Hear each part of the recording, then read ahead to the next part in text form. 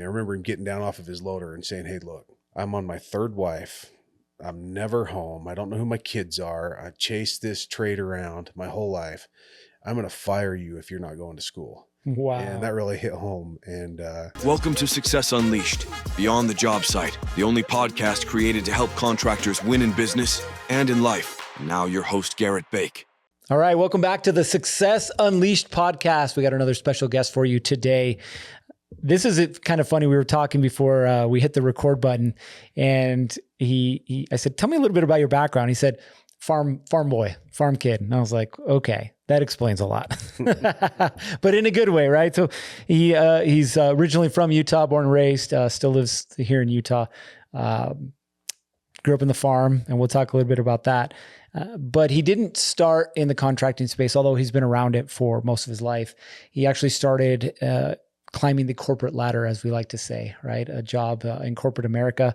Got tired, burnt out, bored with that, and decided to jump into the contracting space. 5 years ago, went all in, running his own, owner operator of a concrete business.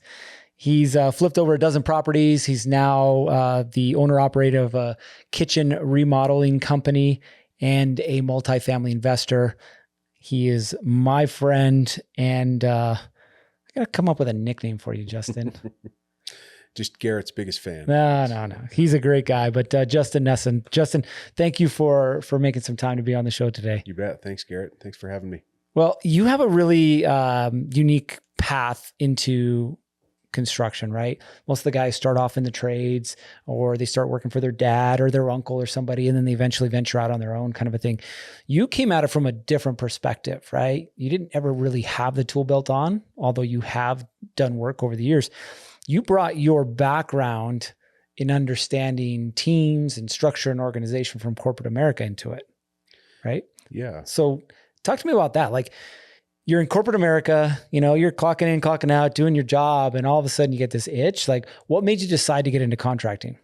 Yeah, no, that's a great question. As you mentioned, right, growing up on the farm, we worked with our hands, we built our own stuff, we did our own things. And from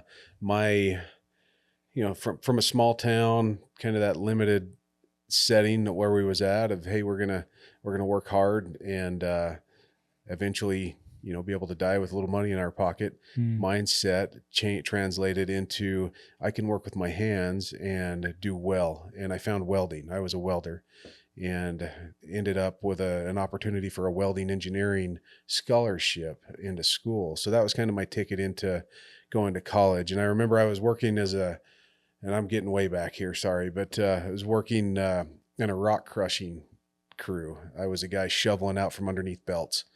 And eventually, operating the loader and moving rock around and whatnot. And this opportunity came for the scholarship to go to school. And I was looking at my foreman that's making, $40 an hour on this job and thinking, this is my ticket. This is what I want to do. And so I told him, hey, I think I'm going to skip out on going to school and not take this opportunity. I remember him getting down off of his loader and saying, hey, look, I'm on my third wife.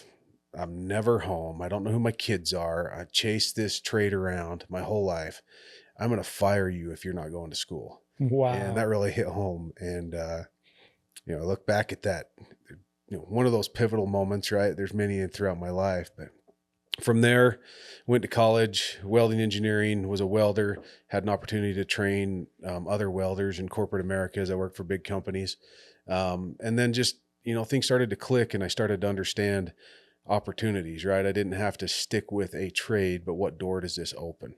And as I taught other kids, right, develop a trade, be good at it, but watch for opportunities as you go too. So different engineering, management roles, whatnot. And all along this journey in corporate America and growing and, my competitive nature too of, hey, I always wanted to be the best in the room. I wanted to, be the guy that could climb the next rung, ring the next bell. But I always wanted to do something on my own. So I was always looking at something, right? Whether it was flipping a home or whether it was flipping land, or I had looked at, I started to understand that it doesn't have to necessarily be the trade I was doing, but what what niche can I fill that somebody's going to pay money for? And so I looked at opening a fast food restaurants. I looked at opening tire store. I was going to open the first big old tire stores in Dallas, Texas when we were living there. And, had funding lined up, and it just so happened that we ended up moving back to Utah. And, the money was great. And so I had that parachute that I was just scared to jump into something else. And moved to Utah, good job, good money. And it wasn't the right fit. I mean, it just wasn't working out. And went home and told my wife one day, I says, hey, look, I'm either going to get fired from this job or I'm quitting, one or the other. And I'm going to have to go find something else to do. And so I did. I left my job, a little money in the bank. We were in the middle of building a house. I was doing a lot of the work myself. 2 weeks after I quit, we found out we were expecting our fourth kid. And here I am scrambling, thinking, what did I just do? I have got to get another job, right? So I started interviewing, and I was just bombing these interviews. Like, my mental state was horrible. And I remember walking into the kitchen, the little rental house we were in while we were building our house, and my wife's crying at the sink saying, you've wanted to do something on your own so much. Why don't you do it now? And, just that all of a sudden life-changing comment right there of, okay, if she's good with me doing this, we're going to do it. So I started looking at things, and trades is what I was comfortable with, right? I knew how to weld. I knew how to work hard. That was one thing that I've been blessed my whole life. My dad taught me to work hard.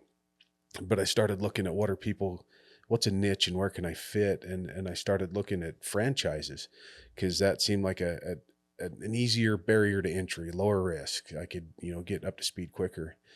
And I heard this ad for budget blinds as I'm driving down the road. I thought, well, I don't want to sell blinds, but gosh, they seem to support their company well and market well. And I'm going to call them. So I called, and they said, hey, yeah, no, we don't have any opportunities in your area, but let me tell you about this concrete company, this brand that we've got. I'm like, hey, that fits my wheelhouse good. Let's do it. Let's get on.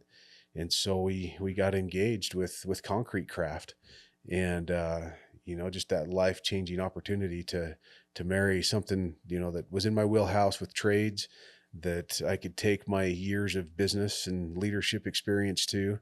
And I approached it with a mindset of failure's not an option, right? I'm all in, but I'm not in it to play small either. How do we build this as a business? And, I'd been managing other people's $60 million businesses, and now I've got my own. How do I make this something amazing? And so don't get me wrong, it was a lot of work, right? I'm on my knees for the first 2 years of running this thing, and started really paying attention to, okay, if I want to get off my knees, how do I build this team? How do I build this business? How do I get to where it's operational as a business versus just a trade that I'm doing? And so that's kind of the longer story of how I got into the specific trades business and understanding, what fit well in my wheelhouse. But I appreciate that. Journey, you bet. And you talked about a couple of things. I was writing them down while you were talking. The first thing that I thought really stuck out was your understanding of the ideal scenario, right? And I think a lot of contractors are looking for like the ideal time to do this, or the ideal time to hire a person, or the ideal time to buy the truck, or to enter this market, or to double down on marketing. What does that actually mean to you? Because there was really nothing ideal for you. I mean, you literally jumped with no parachute. You're like, yeah, I'm quitting. And now what? Yeah. Right? You didn't have that thing. So talk about that. Like, is there ever an ideal time or an ideal scenario? There's not. And I think one thing I've found, for me anyway, is although we think of it as a big jump, really there's always a shelf underneath you. You're not going to fall as far as you think you are with this. So whether it's right and go back to the scenario of, hey, I'm going to quit my job. I'm going to start my own business. Right. I was 30 something years old, and I'm looking at it as, worst case, what happens? It fails. Right. I owe somebody $150,000, which we'll figure out. And I go back to work. Right. And I collect a paycheck again. So it was a jump, but it was a I had a safety net under me, right, in my mind. And, you know, as bigger risks come, obviously those safety nets change and there's different things. But back to, you know, when's the right time to hire somebody? When's the right time to buy this piece of equipment? When's that? I think sometimes we can get in paralysis of, how do I afford this? Right? I can't afford this guy's salary, or I can't afford this piece of equipment.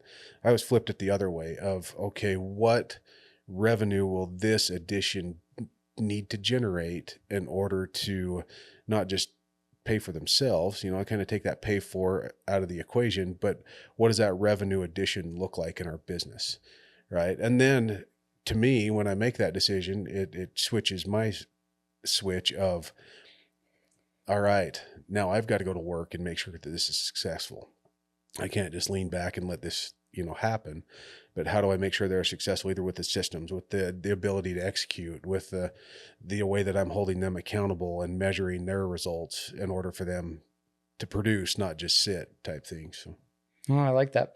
The other thing that you talked about, and you keep mentioning this, which I think is kind of your theme for your life, right? Is failure is not an option, right? And how has that shaped your ability to make decisions? Yeah, no, I think, you know, a few things, right? That book by Jocko of Extreme Ownership is one that really hits home with me.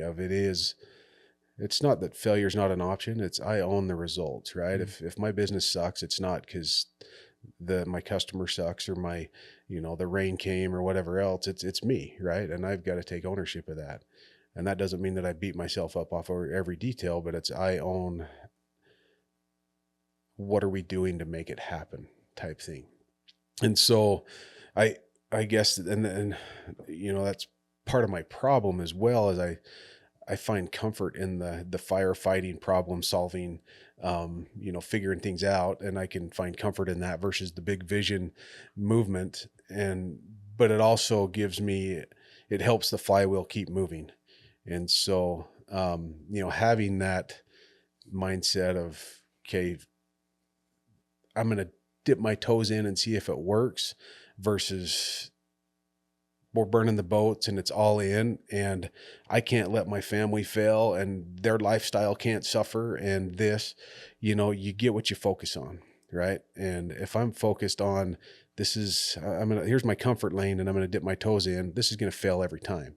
Right. But if this is what I'm 100% focused on, this is what we're going to make happen, you're going to find success. You're going to figure out a way to make it happen. I love that. The idea of burning the boats. You mentioned something while you were talking about being a firefighter, and I'll have to explain that because a lot of contractors don't understand the term, but as soon as I explain what it means, they'll get it, right? So when you're a firefighter, think about what a firefighter does. And of course I have a bias towards firefighters being a retired police officer. They make really good chili and they play Xbox all day long and they have nice beds and recliners. And we didn't. No, I'm not jealous. But tell me how you really feel. Right. Tell me how you really feel about it. But what we would do is like firefighters. Why do they call firefighters? Normally there's a fire to put out, right? There's an emergency. And so the firefighters come and they have the equipment and they have, you know, the water and they have the training and they put out the fire, right? Which is great. And everybody's thankful that they put out the fire.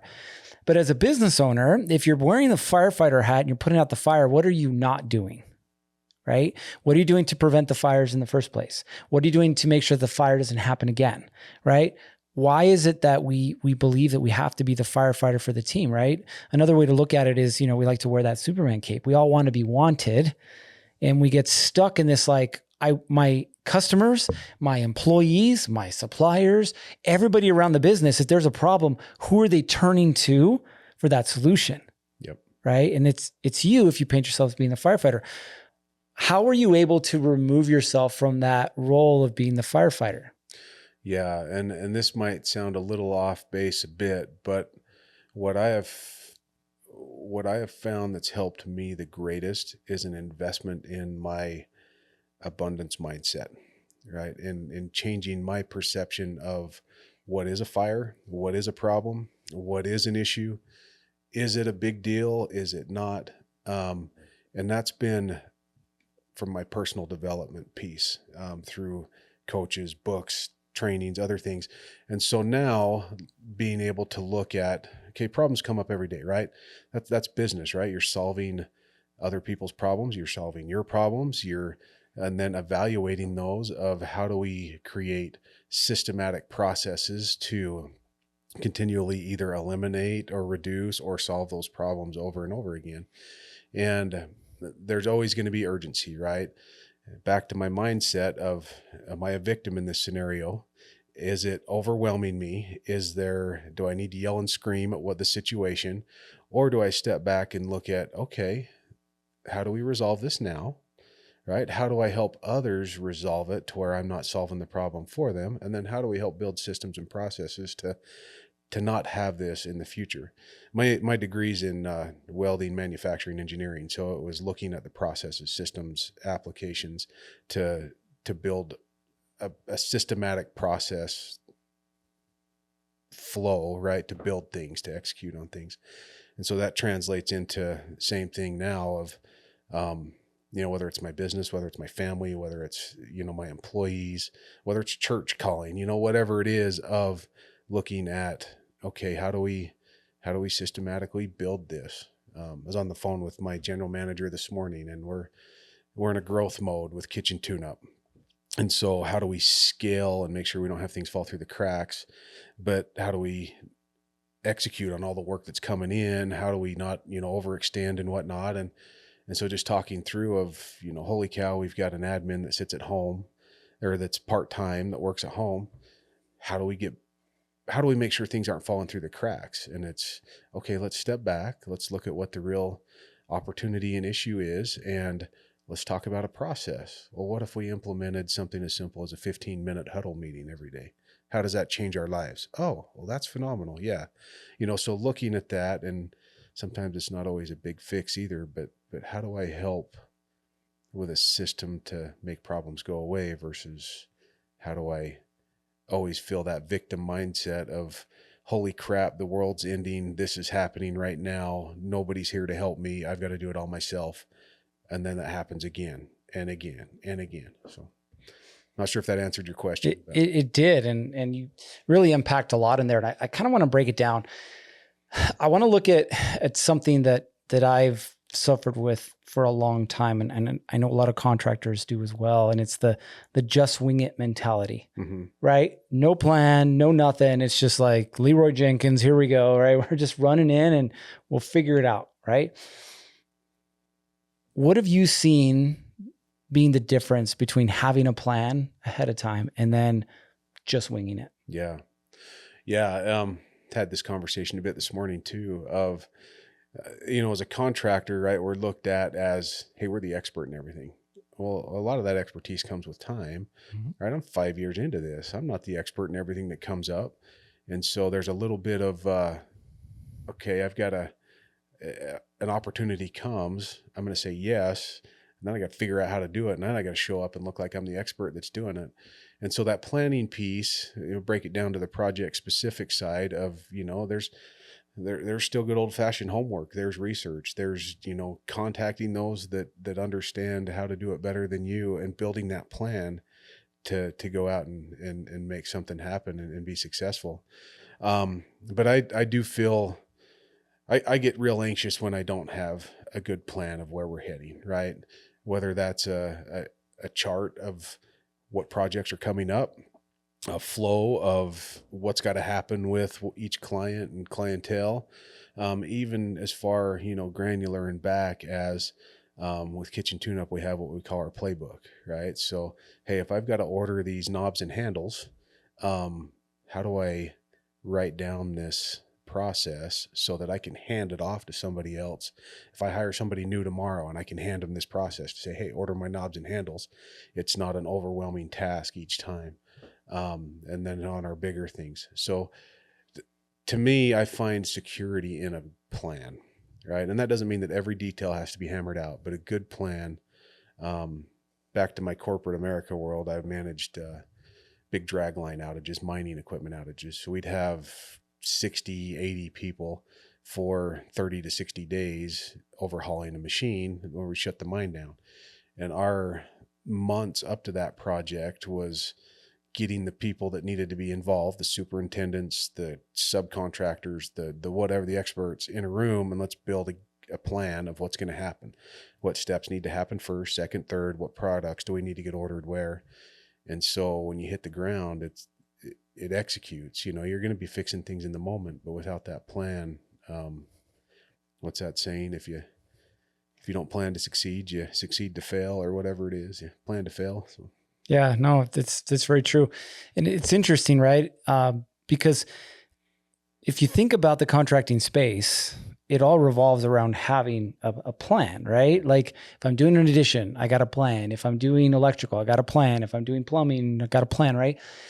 And yet somehow we fail to internalize the importance of having our own plan. Yeah. You know, very great point, because I think, right, we're good planners at getting this task done, right? I need Joe, Bill, and, you know, whatever to do this, and this is the steps we're going to get it done. But do we have that overall plan of why am I in this? What am I doing? What's going on? And I get real scattered without that. You know, flashback a week ago even of, okay, I've got a few things going on, a couple businesses that are, you know, one's starting up, another one's starting up, and other things going, and it just felt like mass chaos of just trying to get tasks done. Right. And I didn't have that good plan. So last Wednesday, right, I just told the guys, text them in the morning, hey, I'm not coming in today. And went and found just a quiet office that I could sit, notebooks, my screen. Why am I in this? Why did I start this? What's my real vision? What's my real clarity? And then let's start working at that, you know, and an RPM type method. What's the results? What's my purpose? And what's my massive action to be able to take this, to make this happen? Have that plan of the greater picture. And then I can help my leadership team know what that plan is so that they can then build their plans. And now we're in a reporting structure instead of a reactive structure, right? Of, okay, what's our plan for the week?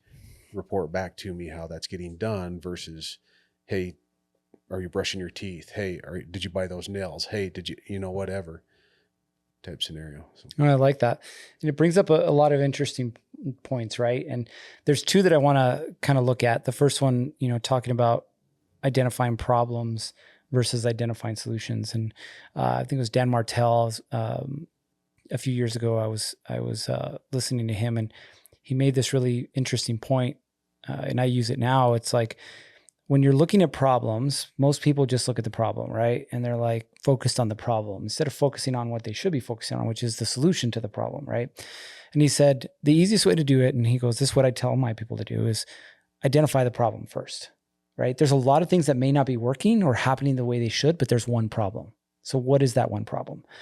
Then he says, find 3 potential solutions to that problem.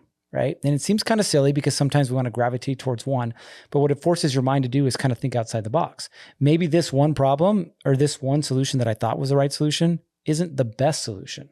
Right. So it gives you 3. And now you can look at those 3 and say, okay, of these 3, which one is the best one? Yeah. Right. And it's kind of combines with what I was going to ask you about your employees. You've made mention to this.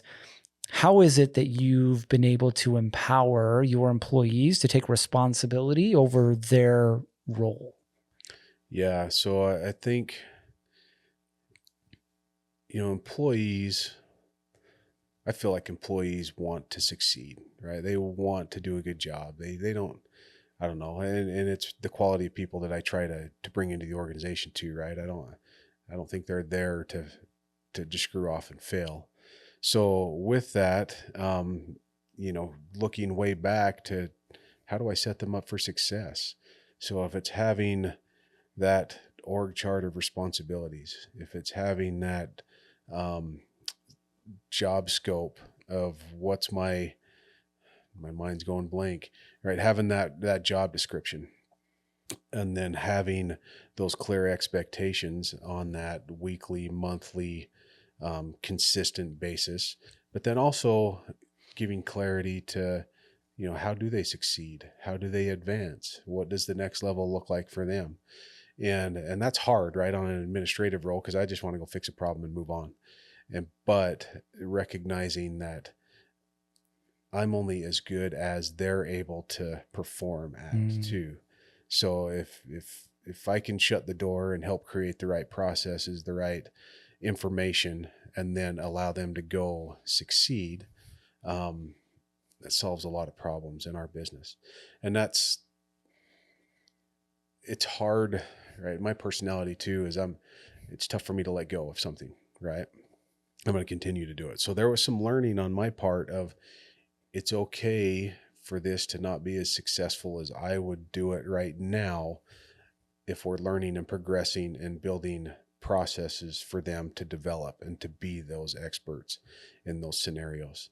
I think we can get caught in an issue though if we're not communicating, if we're not setting clear expectations, if they don't know what their responsibilities and roles are and abilities to succeed, and then we don't give them the opportunity to go succeed, right? If we're always taking that, give me that, let me go do it, they're going to give it to you and they're going to let you go do it.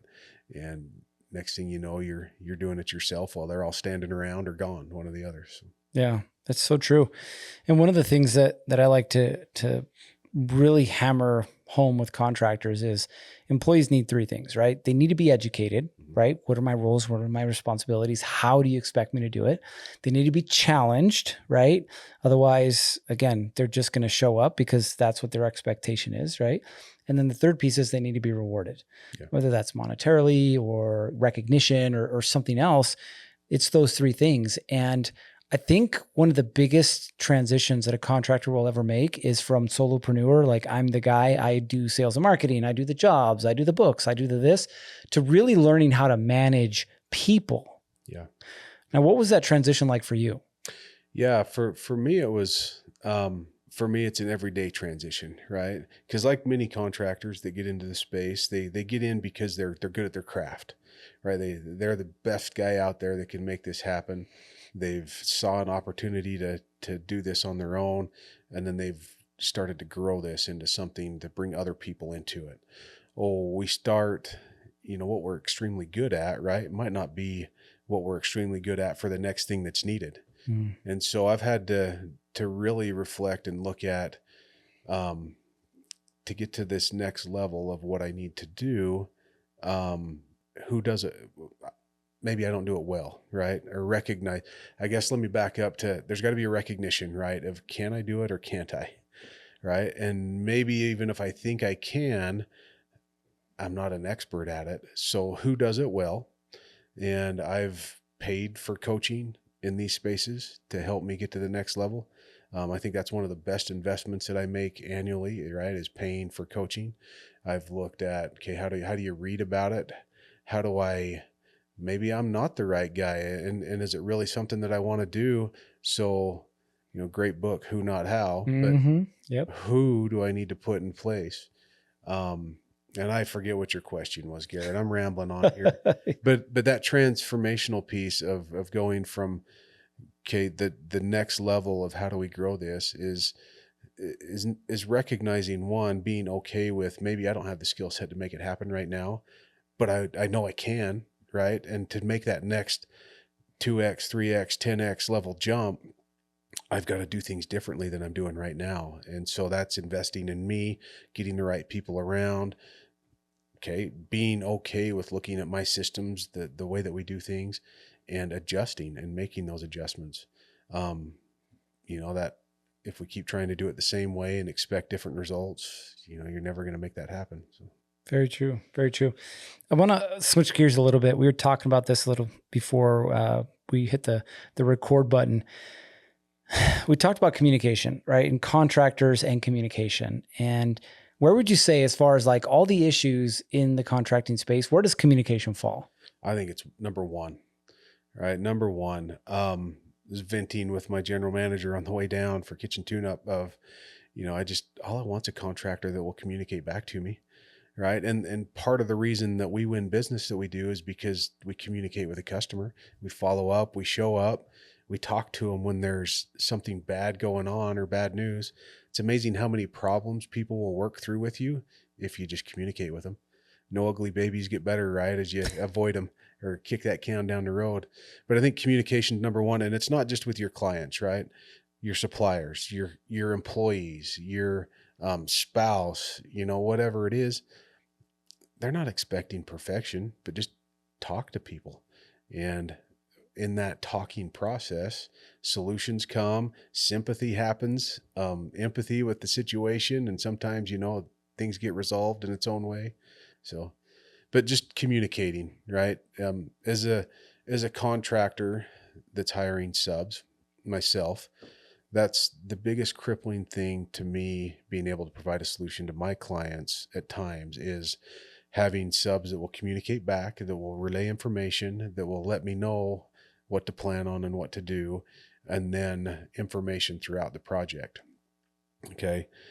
I call myself a BS filter a lot, right? I'm trying to manage what's coming from the sub to the client and the client back to the sub, and trying to manage that relationship, which is me communicating with the client, right?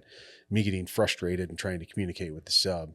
And if that communication level was differently, how much better that would flow in those scenarios. Yeah, so true.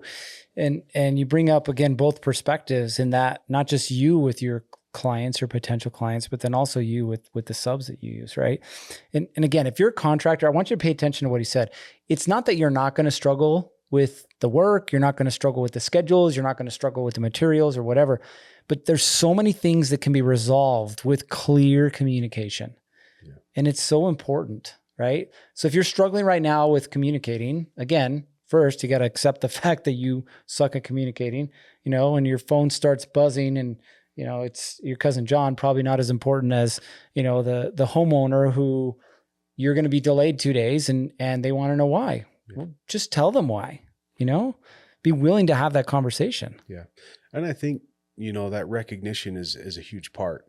Ask, who are those clients, customers, contractors, friends that you look up to, just say, hey, how is my communication? Is it clear? Do you have to sit and scratch your head when I, send you an email or a bid over? Do you feel frustrated throughout this process when I'm trying to talk to you? And then vice versa, look at what frustrates the crap out of you when you're dealing with others. Am I doing that same thing? And being okay with that. And, I think, you ask a little bit about the path to succession here, right? In my journey. And the biggest thing is, I think, recognizing and being okay with where we're not doing good. And okay, how do I adjust it? How do I change? I don't think that there's big, massive changes that we've got to make in ourselves to get to the next level. It's, what can I do a little bit better today that I didn't do tomorrow? And then we'll see the results as you go along. So. The process of improvement versus perfection. Yeah. Love it. I want to switch gears a little bit. You're currently dealing with homeowners right now, but you also have some investments that are happening in the multifamily space. There's a lot of things happening in the economy today, in the world today, right? In politics today. Your own personal opinion, where do you see things going as far as the contracting space in the next 12 to 24 months? Yeah. I think the next 12 to 24 months, those contractors that are good communicators, that are truthful and honest, that are hustlers, right? That are not okay with just waiting for leads to come in the same old way that they did. I think that they're going to continue to crush it this year, because there is, even with what we hear in the news, right? Whether you believe it or not, people still need housing. People are still renovating their homes. There's kind of that shift of, if I'm not building, I'm going to renovate or I'm going to update, and there's still a shortage and there's still a need out there of whatnot. And so that's why I feel strongly still about the investing in real estate piece. People are going to need housing.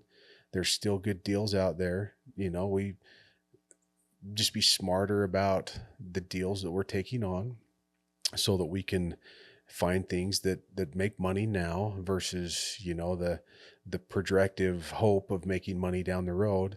And same thing with your deals, right? I'm a contractor. There was an opportunity to make money over the last couple of years. Demand was so high that, our pricing probably followed that demand as well. But being smart about it, right? Knowing and understanding my costs, knowing and understanding my business, knowing and understanding, and being okay with making moves right now, right? If I need to cut some costs and expenses to be able to manage a profitable business, to go through where we're at right now, and then not being comfortable with the work that's just coming to me. How do I go hustle in a different way? How do I complement what I've been doing to bring additional work in the door? I feel that those that are willing to do that are going to have a phenomenal 12 to 24 months. That's a great answer. Well, I always like to kind of wrap up with this question. And again, there's no warning, but it's not that scary. Business only. That's where your answer has to be. You're starting over at zero. You got $1,000. What are you doing with that $1,000? Yeah, that $1,000 to me right now is investing in myself, right? So that's investment in getting in the right rooms with people, with getting the education that I want. There's a lot of free stuff, right, that I would do in a quick hurry too. And one thing that I didn't understand early on was the networking game and getting to know people. You and I met through a networking group, and, just things that, how my life has changed exponentially in the last 5 years because of just being okay to walk in a room of people that are doing what I want to do and listening and shaking hands and getting to know them. And that, a lot of that comes for free, right? And now I'm taking that $1,000 and I'm investing in, okay, not necessarily what technical skill, right, to swing a hammer, to drive a nail, but what mindset shift do I need to make in order to make this happen? So with that mindset shift comes a few things, right? It comes, okay, I'm okay making a cold call to somebody that I don't know, knocking a door to somebody that's been extremely successful, looking and observing how can I add value to somebody to get into their inner circle, to where doors can start to open. And so yes, I think that would be my first move. So I love it. Love it. Great answer. Listen, if you're watching or listening right now, pay attention to what you're hearing, right? One is success doesn't happen overnight, right? Two, if you really want to grow a business that doesn't depend on you, it's going to revolve around people. It's going to revolve around processes. It's going to revolve around systems. And Justin is a perfect example of telling you how it is not just that he's done it, but that he continues to do it. I mean, he's successfully sold his first franchise business. Now he's on to his second, plus he's doing multifamily investment, all these different things that are happening. But he's always focused on, how do I do this better, right? How do I empower my people to do it? And again, by doing that, you're allowing them to take responsibility, and then you're allowing your business to grow. Justin, again, thank you for being a guest. Thank you for being my friend and being willing to share, your story with us. As a contractor, just understand there's no perfection. There's only progress, but you have to be willing to take the steps necessary to make that progress. All right. You know what time it is, though. It's time for you to get after it. 3, 2, 1, off you go. Thanks for listening to the Success Unleashed podcast. Before we go, show some love for your favorite podcast by liking, subscribing, and leaving us a review. Until we see you again, it's time to get after it. 3, 2, 1, off you go.